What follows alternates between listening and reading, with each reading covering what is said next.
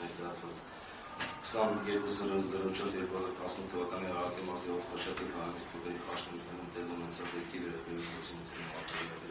հարտատեսակությունների մասին պետք է քննարկել դատական նիստում քաղաքի հանրային մասնակիցների, ներառյալ Դավիթ Համբարձումյանին, նաև ենթադրել ոչ թաշել քաղաքագիր դրսևորի կամ չդրսևորելու մասը, հնարավորություն ընձեռել դրանց վերաբերյալ հայտնվող դիրքորոշումներ։ Նկատի ունենալով, որ ներկայացվել է, ինչպես արդեն բարձրացվեց, ներառյալ Դավիթ Համբարձումյանի նկատմամբ տրված խափամիջոցը փոխելու վերաբերյալ հիշատակություն, ինչը ենթակա անապահ քննության, դատարանը քննարկում առաքել դարձնում նշված հիշատակությունը։ Հիշատակությունը ներկայացնելով խոսքը տվում է պաշտպանական կողմին, դեր մեջ որոշել հիշատակությունը ներկայացնել։ Պատվարժան դատերան, գտնում ենք, որ Դավիթ Համբարձումյանի նկատմամբ իրական կարգի ենթակա անհապաղ վերացման հետևյալ հիմնավորումներով։ Ինչպես հայտնի է, Երևան քաղաքի առաջին ակնհայտ իրավասության դատարանը սննդական գործով 2025 թվականի հոկտեմբերի 23-ի դատավճռով միաժամանակ փոխել է վերացրել Դավիթ Համբարձումյանի նկատմամբ 7 տարուց ավելի ժամանակով կիրառված գրավ այլընտրանքային խափանման միջոցը և կիրառել է կանանց խափանման միջոցը, ընդ որում առաջին ակնհայտ դատարանը կիրառել է անժամկետ կանանց։ Առաջին ակնհայտ դատարանը անդրադառնալով պարոն Համբարձումյանի խափանման միջոցի փոփոխությանը մասնավորապես արձանագրել է հետևյալը. նկատի ունենալով այն հանգամանքը, որ Դավիթ Համբարձումյանի նկատմամբ կայացվել է մեղադրական դատավճիռ, որի շրջանակներում նշանակվել է ազատազրկում, որը Դավիթ Համբարձումյանը ըստ առաջին ակնհայտ դատարանի պետք է կրի, առաջին ակնհայտ դատարանը գտել է, որ մեծ է հավանականությունը, որ պարոն Համբարձումյանը կթաքնվի, այդ կերպ պատժի կրումից խուսափելով։ Սա է առաջին ակնհայտ դատարանի ըստ էության խափան միջոցի վերաբերյալ ողջ պատճառաբանությունը։ Պատվարժան դատարան նախ պաշտպանական կողմը ցանկանում է անդրադարձ կատարել 2025 թվականի հոկտեմբերի 23-ի դատավճռով պարոն Համբարձումյանի նկատմամբ կիրառված կալանքի ժամկետ սահմանված չլինելուն եւ պատվարժան դատարան ըստ էության նկատի ունենալով այն հանգամանքը, որ սույն դեպքում մասնավորապես առաջին ակնհայտ դատարանը չի ղեկավարվել քրեական դատապարտության օրենսգրքով սահմանված այն իրավանորմերով, որ դատական վարույթում կալանքը բացառապես ժամկետային պետք է լինի, պաշտպանական կողմի համար ենթադրելի է, որ ամենայն հավանականությամբ առաջին ակնհայտ դատարանը փորձել է հիմնվել Հայաստանի Հանրապետության Սահմանադրության 27-րդ հոդվածի առաջին մասի առաջին կետի հիմքի վրա, մասնավորապես այն դեպքում, երբ անձը դատապարտվել է իրավասու կողմից հանցանք կատարելու համար։ Մինչդեռ պատվարժան դատարան սույն դեպքում առկա են մի շարք առանցքային հանգամանքներ, որոնց հաշվառմամբ Դավիթ Համբարձումյանի կալանքը դարձվում է ոչ իրավաչափ եւ հետեւաբար հիմք ընդունելով քրեական դատավարության օրենսգրքի 18-րդ հոդվածի 3-րդ մասն առ այն, որ դատարանը պետք է կալանքից ազատի յուրաքանչյուր անձի, ով անհիմն ապօրինի զտվել է կալանքից, գտնում ենք, որ վերաքննիչ քրեական դատարանը պետք է ազատ արձակի Դավիթ Համբարձումյանին։ Անդրադառնանք Սահմանադրության 27-րդ հոդվածին, ինչ է հռչակում Սահմանադրության 27-րդ հոդվածի առաջին մասը։ Մասնավորապես նշված է հետևյալը. ոչ ոք չի կարող ազատությունից զրկվել այլ կերպ, քան տվյալ հոդվածով նախատեսված դեպքերում եւ օրենքով սահմանված կարգով։ Ընդ որում ձեր ուշադրությունն եմ ցանկանում հրավիրել այն հանգամանքի վրա, որ նշված իրավանորմը հենց նշված է եւ շահկապի միջոցով, այսինքն պարտադիր է տվյալ հոդվածով նախատեսված դեպքի եւ օրենքով սահմանված կարգի միաժամանակյա առկայությունը։ Պատվարժան վերաքննիչ դատարան ձեր ուշադրությունը ցանկանում եմ հրավիրել Սահմանադրական դատարանի 2016 թվականի սեպտեմբերի 2-ի ՍԴՕ 1295 որոշմամբ արտահայտված իրավական դիրքորոշման վրա։ Մասնավորապես ՍԴՕ 1295 որոշմամբ Սահմանադրական դատարանը արտահայտել է հետևյալ իրավական դիրքորոշումը։ Հայաստանի Հանրապետության Սահմանադրության բովանդակությունից անմիջականորեն բխում է, որ անձնական ազատությունից զրկելու իրավական չափանիշները սահմանվում են Սահմանադրությամբ, սակայն անձնական ազատությունից զրկելու կարգը սահմանվում է օրենքով։ Հետևաբար պատվարժան դատարան այժմ պետք է հասկանանք, արդյոք Հայաստանի Հանրապետության քրեադատավարական օրենքը նախատեսում է կարգ դատական վարույթում անժամկետ կալանք կիրառելու վերաբերյալ եւ արդյոք քրեադատավարական օրենքը սահմանում է որևէ կարգ առհասարակ պատժի կրումից խուսափելու նպատակով կալանք կիրառելու դատական վարույթում։ Այսպես պատվարժան դատարան Համաձայն քրեական դատավարության օրենսգրքի 118-րդ հոդվածի առաջին մասի կալանքը դատարանի որոշմամբ մեղադրյալին օրենքով նախատեսված դեպքերում եւ կարգով ազատությունից զրկելն է օրենքով եւ դատարանի այդ որոշմամբ սահմանված ժամկետի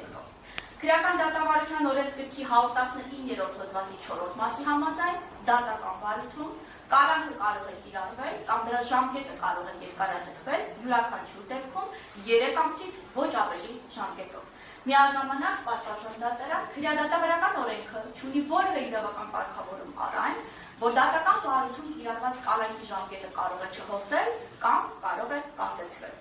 Իր հերթին պատվարժան դատարան վերը վկայակոչված փաստագրումների համակարգային վերլուծությունից հետևում է, որ դատական բարույթում այդ թվում 345-րդ հոդվածի 9-րդ կետի ուժով լրացուցիչ դատարանությունների ընթացքում այն դեպքում, երբ դատարանի կողմից կիրառվում է կալանք խափանամիջոցը, ապա դատարանը պետք է պարտադիր նշի, թե ինչ ժամկետով է կիրառում կալանքը։ Իհարկե, նկատի ունենալով 119-րդ հոդվածի 4-րդ մասով նախատեսված եռամսյա ժամկետը։ Չնայած վերօրյալի պատվարժան դատարան հասնում է,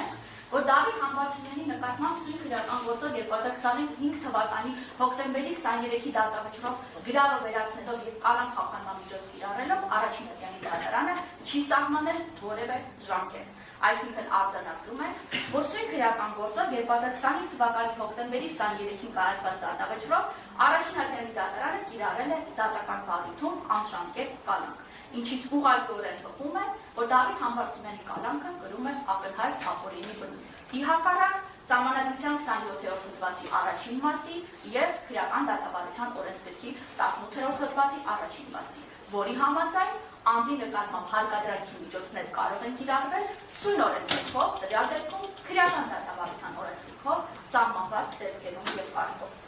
Կանխավ պատասխանելով ողջ վերօրյալի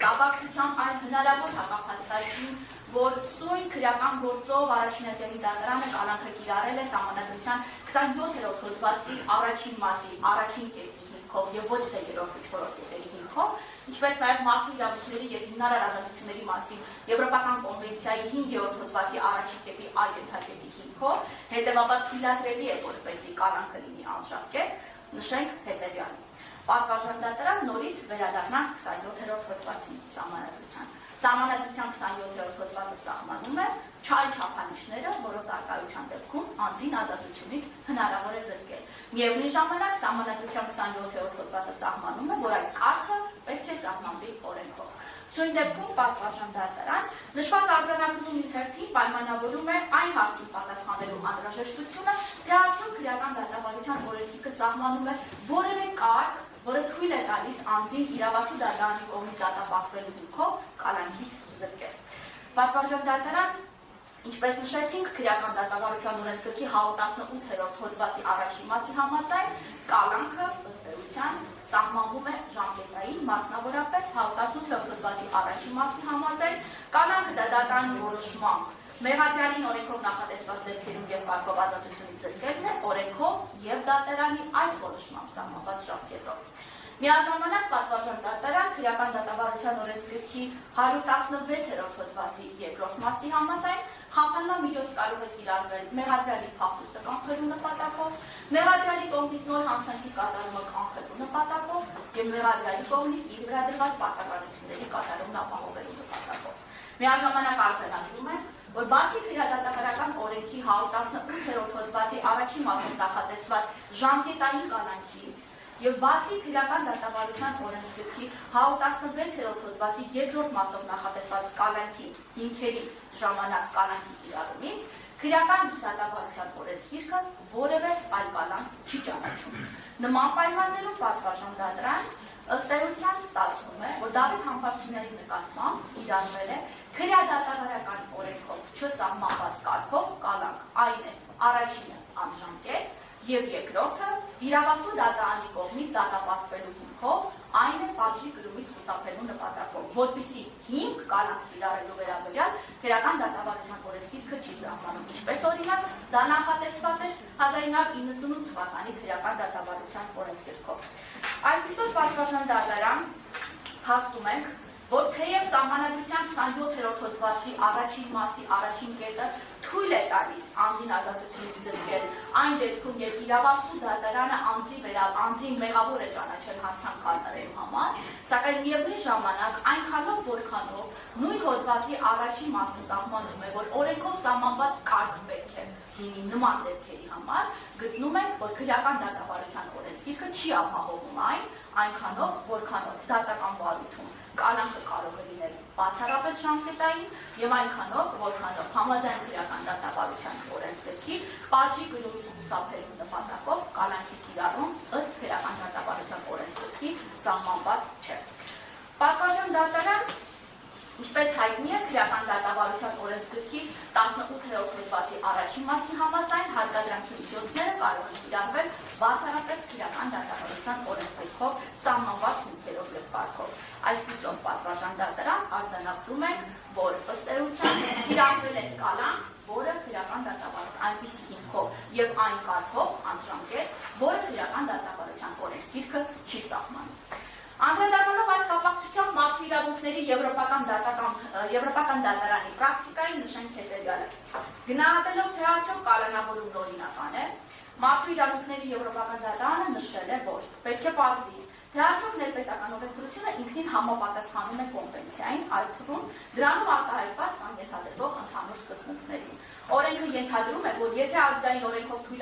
թույլատրվում է ազատությունից զրկել, ապա դա պետք է լինի բավականաչափ մատչելի, ճշգրիտ եւ կանխատեսելի կամայականության կիրառման բոլոր ռիսկերից խուսափելու համար։ Եթե գործ ունենք ազատազրկման հետ, անհրաժեշտ է, որ ազգային օրենսդրությունը հստակ սահմանի կալանքի պայմանները։ Նշվածը նախատեսված է Դել Ռիո Պրադայի վերաբերյալ գործով նշված որոշման 125-րդ կետով։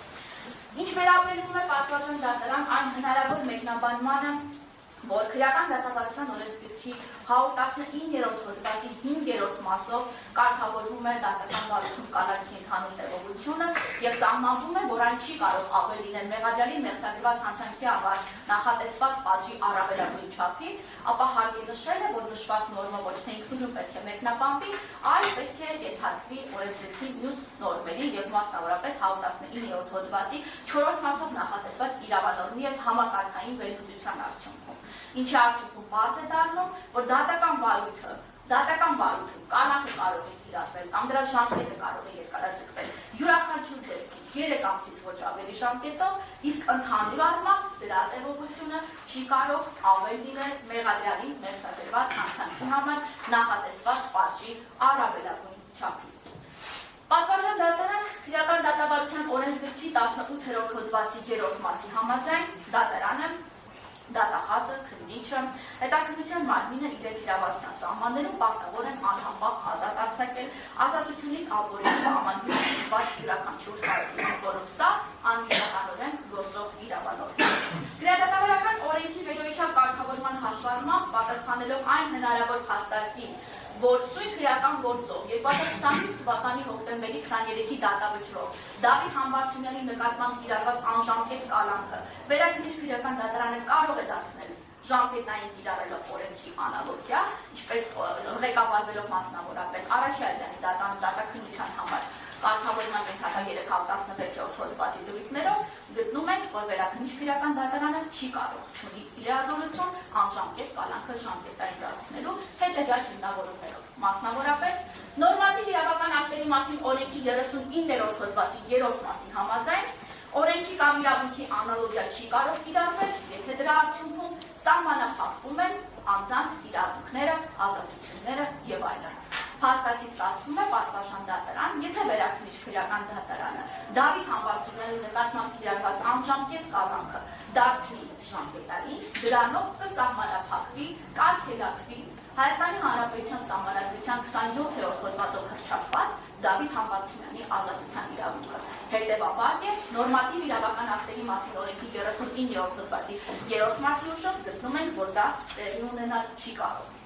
Ողջ վերագրյալի ուժով պատվարժան դատարան գտնում ենք, որ Դավիթ Համբարձումյանի կալանքը կրում է ակնհայտ ապօրինի բնույթ, այնքանով, որքանով Դավիթ Համբարձումյանը Սահմանադրության 27-րդ հոդվածի առաջին մասին եւ քրեական դատավարության օրենսգրքի 18-րդ հոդվածի առաջին մասին հակառակ կալանք է կրում նախ անժամկետ, Բացի այդ պատվարժան դատարան վերջինիս նկատմամբ կանանք է կիրառվել պատժի կրումից խուսափելու նպատակով, որպեսզի հիմք ևս քրեական դատավարության օրենսգիրքը չի նախատեսում։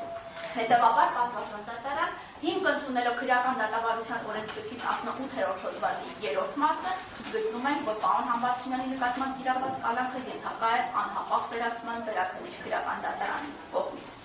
Պատվարժան դատարան թեև մենք գտնում ենք, որ մեր կողմից մատնանշված հանգամանքների ուժով պարոն Համբարձումյանի նկատմամբ կիրառված կալանքը պետք է վերացվի հենց այդ պատճառաբանությամբ, այնուամենայնիվ անդրադառնանք շատ հակիրճ առաջին անգամի դատարանի այն դիրքորոշմանը, որ պատիժ նշանակելու հետ մեկտեղ մեծացել է հավանականությունը առ այն, որ պարոն Համբարձումյանը կթաքնվի այդ կերպ պատժի կրումից խուսափելու նպատակով։ Հարգելի վերաքննիչ քրեական դատարան 7 տարուց ավելի ժամանակով պարոն Համբարձումյանի նկատմամբ կիրառված է եղել գրավ այլընտրանքային խափանման միջոցը, որի շրջանակներում այո իրավացիորեն առաջնակային դատարանն արձանագրել է, որ սահմանափակված չի եղել պարոն Համբարձումյանի ազատ տեղաշարժվելու իրավունքը։ Եվ պատվարժան դատարան ըստ էության ամենաառանցքային հանգամանքը սակայն այստեղ կայանում է նրանում, որ 2025 թվականի հոկտեմբերի 23-ին երբ հրապարակվեց դատավճիռը, պարոն Համբարձումյանը բացակայում էր Հայաստանի Հանրապետությունից։ Այստեղ իհարկե արձանագրենք, որ դատավճիռի հրապարակմանը ներկա գտնվելը անձի իրավունքն է եւ ոչ թե պարտականությունը։ Սակայն այստեղ առանցքային է այն հանգամանքը պատվարժան դատարան, որ պարոն Համբարձումյանը պաշտպանից տեղեկանալով դատավճիռով նշանակված պատժի մասնավորապես 6 տարի 3 ամիս ժամկետով ազատազրկման եւ կալանք կիրառելու վերաբերյալ անմիջապես պատվարժան դատարան եւ հայտարարությամբ հանդես եկավ եւ պատվարժան դատարան Երևան քաղաքի առաջնահերթի ընդհանուր իրավասության քրեական դատարանին դիմում հասցեագրեց առ այն, որ թեև ներկա չի եղել այդ դիմումը առկա է գործնյութերում եւ ես կխնդրեմ խափան միջոցի հարցի քննարկման ժամանակ ըստ էության որպես նյութ քննարկել եւ դիտարկել նաեւ այդ դիմումը նշեց, որ թեև դատավճիռի հրապարակմանը ներկա չի եղել, սակայն պաշտպանից տեղեկացել է եւ 2025 թվականի հոկտեմբերի 28-ին կժամանի Հայաստանի Հանրապետություն։ Այդ կերպ ասած պատվարժան դատարան ստացվում է Դավիթ Համբարձումյանը գիտակցելով Հայաստանի Հանրապետություն գալու պես անազատության մեջ հայտնվելու հանգամանքը, Դավիթ Համբարձումյանը Ռուսաստանի Դաշնությունում ունենալով ռեալ հնարավորություն Հայաստանի Հանրապետություն չվերադառնալու, վերջինս վերադարձել է գիտակցումով, որ ուղևորվելու է քրեակատարողական հիմնարկ, գիտակցումով, որ պատիժ է սպասվում եւ կանանք է սպասվում։ Նշված հանգամանքը պատվարժան դատարան առավել քան բնորոշում է։ Ներողություն եմ խնդրում, առավել քան բնորոշում է այն, որ Դավիթ Համբարձումյանը պատժից ու կանանքից վախեցող տեսակ չէ, պատժից ու կանանքից թաքնվող տեսակ չէ։ Հետևաբար պատվարժան դատարան մենք ակնկալում ենք արդարադատության դրսևորում եւ խնդրում ենք ձեզ վերացնել պարոն Համբարձումյանի նկատմամբ կիրառված կալանքը։ Ավարտեցի։ Այո։ Ըստ ես պաշտպանները որ բաններ ավելացնեմ։ Ստերության ամեն ինչ ասել միանում է։ Պատվարժան դատարան։ Եթե տարբերվող կամ լրացում ունեն տարբերվողը նամանակական դիտակ չէ, դժվար չէ ասել։ Դες մի հարց է դա։ Եկեք պայմանավորվենք, որ որպեսզի ժամանակը օպտիմալ օգտագործեն, եթե նույնը պետք է ասեք, մի ասեք, եթե լրացնող ինչ-որ բան ունեք, ասեք։ Սամվես կարի պասպորտան ձեր հետ չէ ստացվում չասնի։ Պատվարժան դատարանն ես խնդրում եմ պարզական։ Դուք ձեր որոշման մեջ նշել եք, որ միշտ պաշտպանների վերաքննիչ բողոքներում նշված միջնորդությունը պետք է քննարկվի նիստում։ Այդ նույն միջնորդությունը նույն իրավաբանները նույն արկա է իմ վերաքննիչ բողոքում։ Իսկ դրա չքննարկման պատճառները որոնք են դիսկրիմինացիայի իմաստավորն է։ Ես նշել եմ նույն պահանջարկի վերաբերյալ իմ դիրքորոշումները արկա են իմ բողոքում, բայց դրանք չեք քննարկում։ Ինչպես նաև չեք քննարկել հատուկ վերահայման